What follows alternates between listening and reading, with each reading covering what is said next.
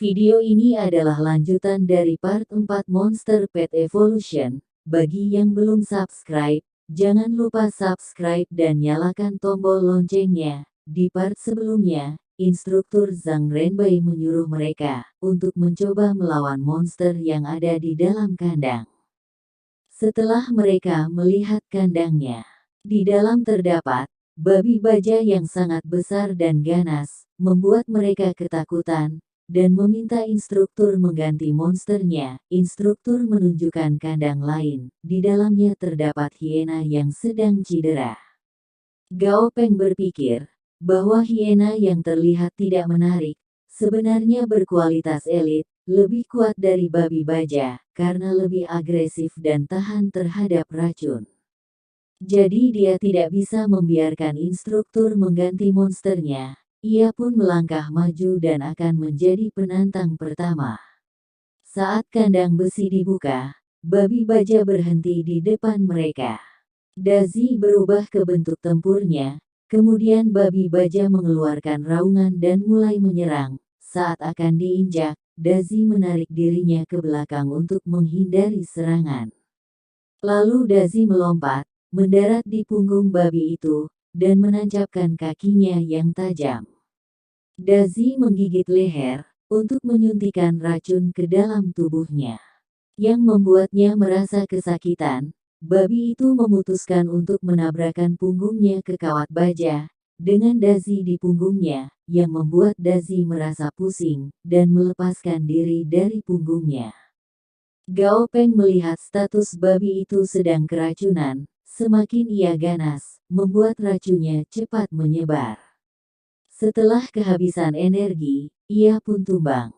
Dazi melihat babi itu akhirnya kehilangan kemampuan untuk melawan, ia pun berjalan ke tempatnya. Setelah itu instruktur berkata, "Selamat, kau lulus pelatihan hari ini. Kau adalah kelabang yang sangat beracun, dan memiliki naluri bertarung yang baik. Tapi, lebih baik jika dia menggunakan racun dengan hemat, jika tidak, maka akan sulit meningkatkan kekuatan tempurnya, dan dia juga akan kehilangan sebagian besar kekuatan tempurnya, setelah bertemu musuh yang kebal racun."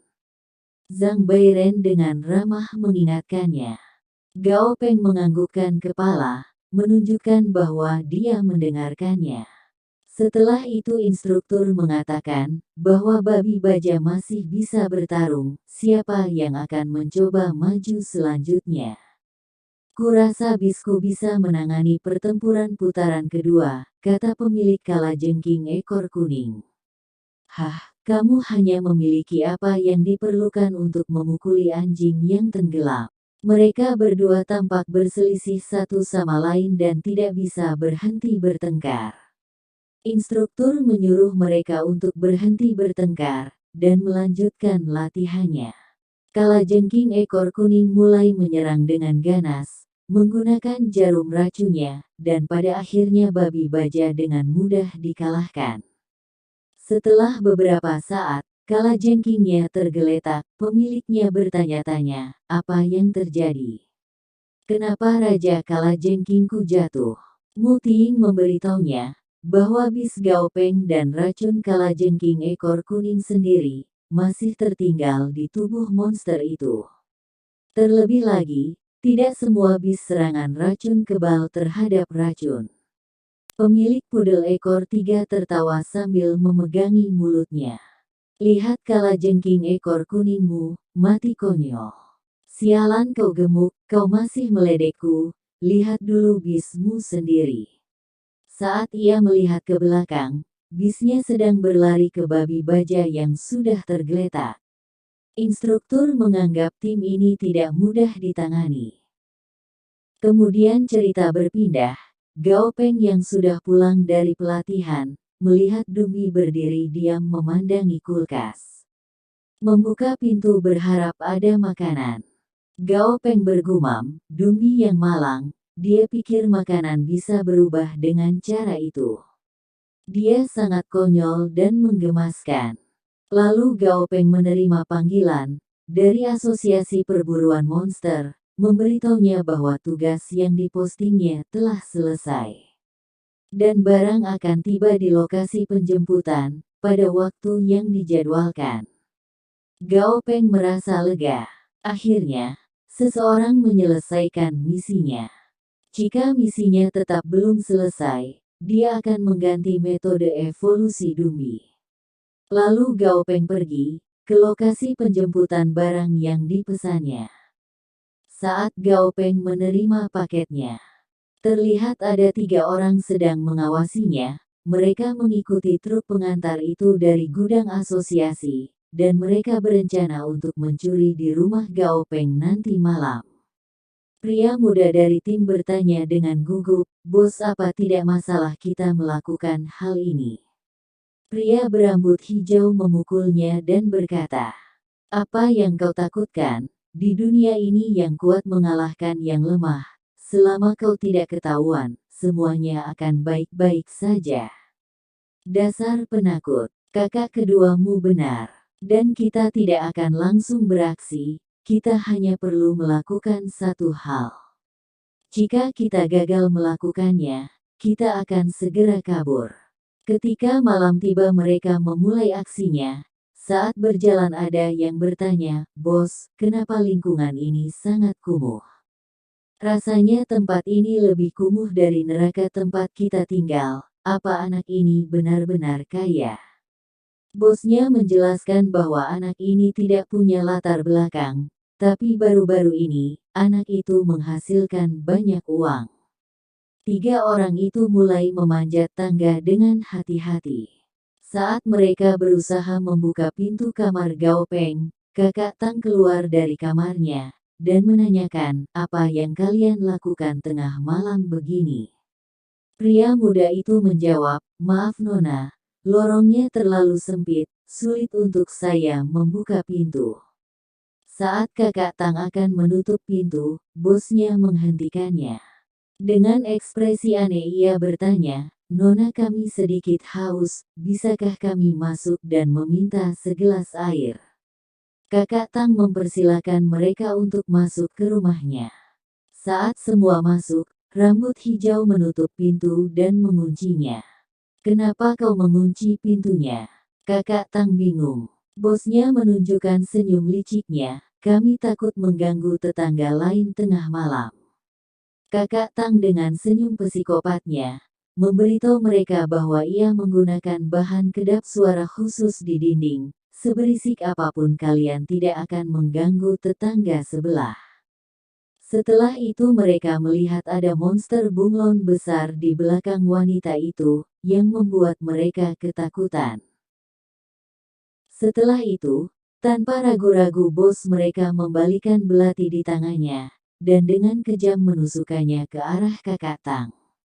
Kakak Tang dengan tenang, menepis dan membalas serangannya, membuat bos itu menjerit kesakitan, dan menjatuhkan belatinya saat ia berlutut. Lalu rambut kuning menyuruh landaknya untuk membantu bosnya.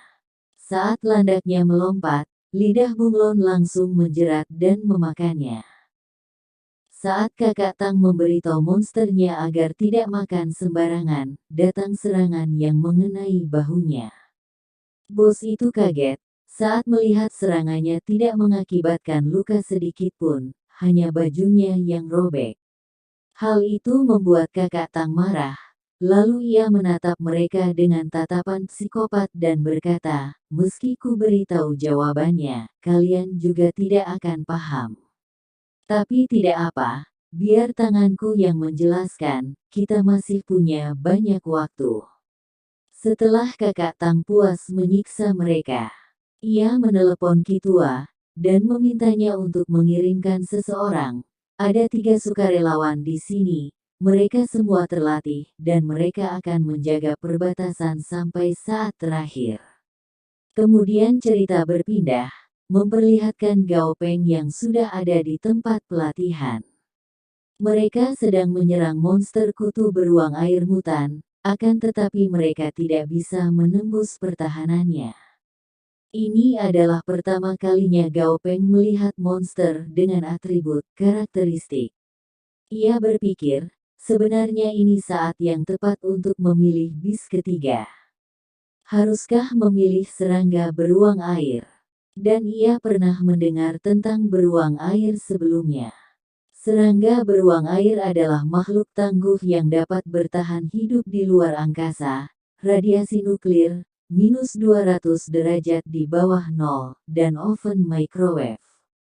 Setelah mengalami kerusakan, vitalitasnya telah ditingkatkan lebih lanjut, dan memiliki pertahanan yang kuat terhadap berbagai atribut abnormal. Namun, meskipun memiliki bis kuat yang mempunyai kemampuan untuk melindungi diri sendiri, tapi tidak dapat bekerja sama dengan Dazi dan Dumbi. Gao Peng lebih memilih bis tipe serangan jarak jauh atau pertahanan. Jika bisa menemukan bis tipe terbang atau penyembuhan, itu juga bukan pilihan yang buruk. Setelah menyelesaikan pelatihan Dazi, Gao Peng mendengar raungan seekor bis. Saat menoleh, ia melihat hiena sudah tertusuk tanduk Sid Lotus yang tajam. Instruktur memperingatkan Mu Tiying untuk menjauh dari bis yang sedang bertarung, untuk menghindari kecelakaan. Kemudian Gao Peng menerima telepon dari manajer Liu, yang mengundangnya makan malam. Dan akan memperkenalkan Gao Peng pada temannya. Ia berpikir sebentar, menganggap ada yang aneh dengan sikap manajer Liu. Tapi setelah insiden di hutan bara hitam, perusahaan mereka kehilangan banyak uang. Pelatih monster kuat sepertiku, mereka tidak akan menyia-nyiakannya. Gao Peng menerimanya, dan memintanya untuk bertemu di gerbang sekolah pada sore hari. Setelah sore hari, ia dan manajer Liu sudah ada di dalam mobil bersama putrinya yang bernama Liu Zhaoyu. Kemudian manajer Liu meminta Gao Peng untuk membantu memeriksa bis putrinya. Ia melihat bis kucing yang relatif langka, dan memberitahunya untuk pergi ke studio pada akhir pekan. Setelah beberapa saat, mereka berhenti di depan rumah manajer Liu, dan menyuruh putrinya pulang terlebih dahulu, karena ia masih ada urusan dengan Gao Peng. Gao Peng merasa ada yang janggal, jika ia bertemu dengan temannya, kenapa ia menyuruh putrinya pulang dulu. Dengan rasa ingin tahu, Gao Peng bertanya mengenai identitas temannya. Kamu akan tahu saat kita sampai, jawab manajer Liu. Akhirnya mereka berhenti, di depan sebuah rumah tradisional Tiongkok yang terlihat antik. Mereka turun dan pergi ke mansion. Baru pada saat itulah Gao Peng menyadari, bahwa identitas teman manajer Liu tidak sederhana, karena bisa makan di tempat seperti ini. Mereka berjalan melalui halaman, dan memasuki ruangan. Sudah ada beberapa orang yang duduk di dalam. Manajer Liu memperkenalkan mereka kepada Gao Peng. Setelah memperkenalkan mereka semua, Gao Peng merasa bukan suatu kebetulan, jika semua orang yang duduk di sini, semuanya berasal dari tim pemburu monster. Dan mata mereka yang melihatku, dengan rasa godaan dan keraguan.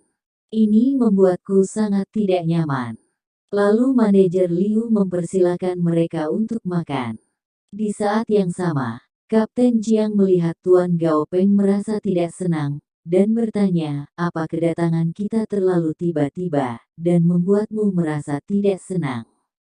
Gao Peng hanya terdiam. Manajer Liu meminta maaf pada mereka, karena dia tidak mengatakan hal ini pada Gao Peng. Jadi dia tidak tahu kita memiliki banyak teman baik di sini. Saat mereka makan, Gao Peng sering ditanya tentang pelatihan monster. Dari nada suara mereka, Gao Peng dapat dengan mudah mengatakan, bahwa mereka sedang memuji dia, atau menyindir apa yang mereka pikirkan tentang kemampuannya. Tapi Gao Peng menahan diri dan menjawab semua pertanyaan mereka dengan sopan. Setelah makan Gao Peng menghela nafas dan berkata, saya hanya seorang siswa sekolah menengah, yang baru menjadi pelatih monster, jadi saya tidak mampu mengambil tugas penting seperti itu. Dengan itu Gao Peng menolak tawaran manajer Liu, untuk mengantarnya pulang, karena dia sudah memesan taksi. Hal itu membuat mereka sedikit kesal, karena Gao Peng tidak mau membantu memeriksa bis mereka. Konflik kecil saat makan berakhir seperti ini. Berbagai kapten tim Hunter tidak terlalu memikirkan masalah ini. Dan ternyata semua kejadian ini adalah akal-akalan manajer Liu yang dibantu Kapten Jiang untuk memprovokasi mereka dengan Gao Peng. Kapten Jiang membantunya untuk membalas budi atas bantuannya di hutan bara hitam. Gao Peng yang baru tiba di rumah menyalakan TV. Sebuah peristiwa besar yang terkait dengan seluruh koalisi ada di berita. Menurut siaran berita aliansi, cairan genetik iblis biru yang telah diluncurkan oleh kelompok Jie Longbang telah menimbulkan efek samping yang serius. Di wilayah Neon, ada banyak kasus mutasi ganas pada bis yang menggunakan pengoptimal genetik bis ajaib biru. Grup Jie Longbang mengumumkan penarikan global pengoptimal genetik iblis biru. Pada saat yang bersamaan, pengguna yang telah membeli produk dapat mengembalikannya dengan harga asli di toko. Banyak negara sudah mengetahui perihal permasalahan yang menerpa Jimos ini. Dan itu terjadi sampai tak terkendali. Kadang hal itu disebut sebagai ancaman bagi publik yang memakai produk Jimos, baik secara agresif maupun positif. Tiba-tiba manajer Liu menelpon Gao Peng. Dan dia meminta maaf atas perlakuan tidak sopan temannya, dan seharusnya memberitahu siapa mereka sebelumnya. Setelah beberapa saat mengobrol, Gao Peng menutup teleponnya. Ia sedikit kesal, karena mereka berpikir bisa membodohinya. Hanya saja dirinya tidak memiliki kekuatan untuk mengatakan persetan pada semua orang niat jahat. Untuk saat ini, aku hanya bisa bermain sesuai dengan aturan yang ada, sampai aku cukup kuat. Ia pun melanjutkan melihat berita lagi. Pertama, kompetisi Raja Anjing Yangcheng berakhir dengan sukses kemarin. Para kontestan yang berpartisipasi pada tahun ini berasal dari seluruh wilayah Yangcheng, Rongcheng, dan Pengcheng, dan juara Raja Anjing dimenangkan oleh pelatih bis berbakat berusia 21 tahun, Han Ning. Dilaporkan bahwa Han Ning juga seorang mahasiswa yang tengah belajar di Universitas Sains dan Teknologi Yangcheng. Hanya dalam waktu 3 tahun, dia mampu mengembangkan bis imperialnya ke tingkat leader dengan kualitas yang sempurna. Dia pasti salah satu pelatih monster teratas. Aku masih memiliki jalan yang panjang dan sulit. Tapi, itu tidak akan terlalu lama. Jauh di dalam hati Gao Peng, emosi melonjak kuat. Cerita berpindah, memperlihatkan Gao Peng yang sedang memegang Gold Elite Monster Core Crystal.